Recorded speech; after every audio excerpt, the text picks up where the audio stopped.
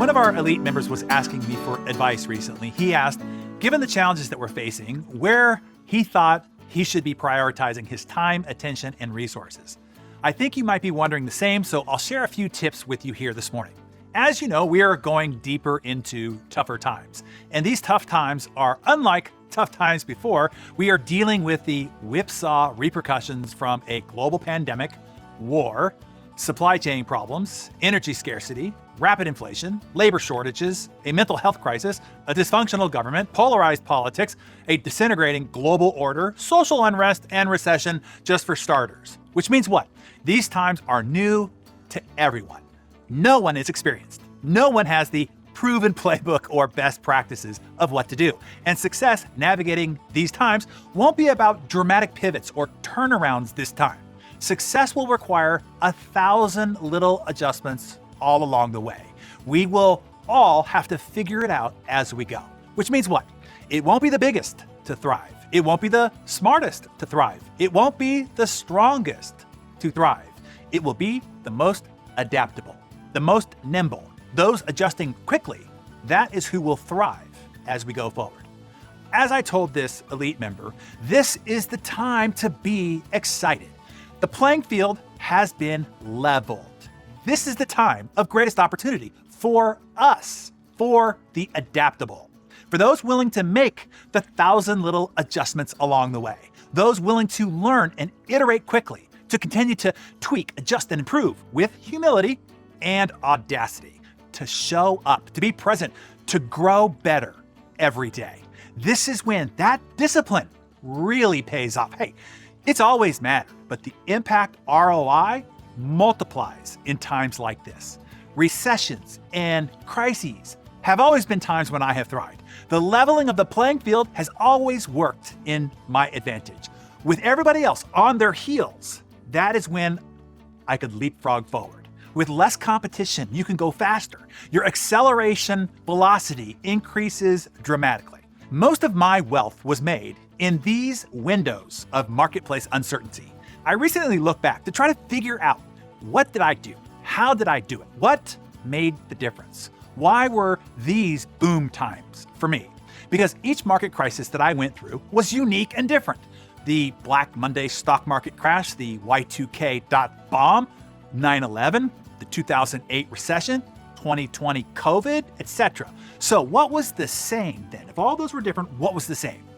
When I look back, I found a few commonalities. There are 3 things that seem to make the difference. Do you want to know what they were?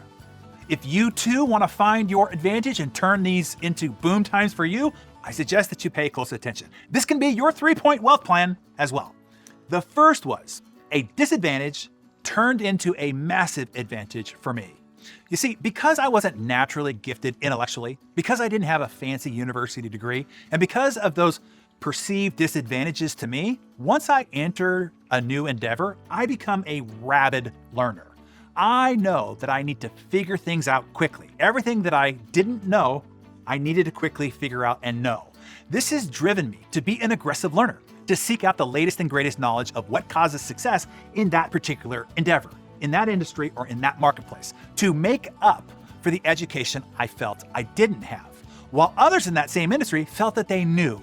Because after all, they got the fancy degree or the MBA, or they've been in the industry since the invention of fire or whatever, and my lack of credentials pushed me to seek. And guess what? When you seek, you find. And what I found was far more timely, relevant, and actionable than anybody else was taught at university.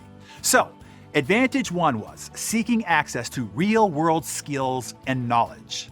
And here's what's awesome. With everything becoming unprecedentedly topsy-turvy, we are all at the same level of learning. The playing field has been leveled. Attack new learning knowledge more aggressively than your competition and peers. That's what I do. Number 2 was, when seeking that real-world knowledge, I look for the best source for it. This is how to massively accelerate your learning, to literally compound effect your way to becoming the new expert faster.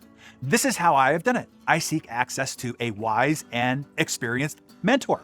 And I wouldn't just learn casually from them, I'd go deep with them. Once I found someone that I resonated with, I would consume and study everything they had. My goal was to do everything I could to transfer the decades of their experience from their head and supplant it into my head, heart, and spine. So those are your first two priorities. I'm gonna pin our discussion right here, okay? The third is the most important point, and I wanna give it its just due. And otherwise, this will exceed 10 minutes. So here's what to do with these first 2 points. Take out your Darren Daily Journal, if you have one. Identify what your MVFs are for your role in your business or job. MVFs are most vital functions. What are the 3 most vital functions that you perform to make your business or role successful? And now identify 3 MVSs essential to being successful in your 3 most vital functions. And your MVSs are your most vital skills, okay? What are the most vital skills to being successful in your 3 most vital functions? Okay, are those MVSs, your most vital skills, those could be things like EQ leadership and people skills, or persuasive communication, or sales and marketing, or personal productivity, or driving team productivity, whatever.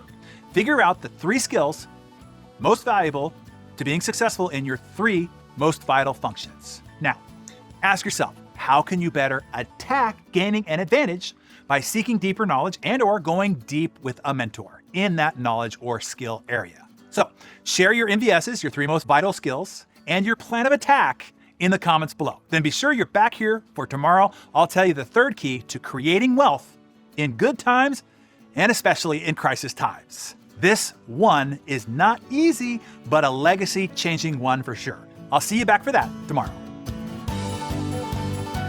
Hey,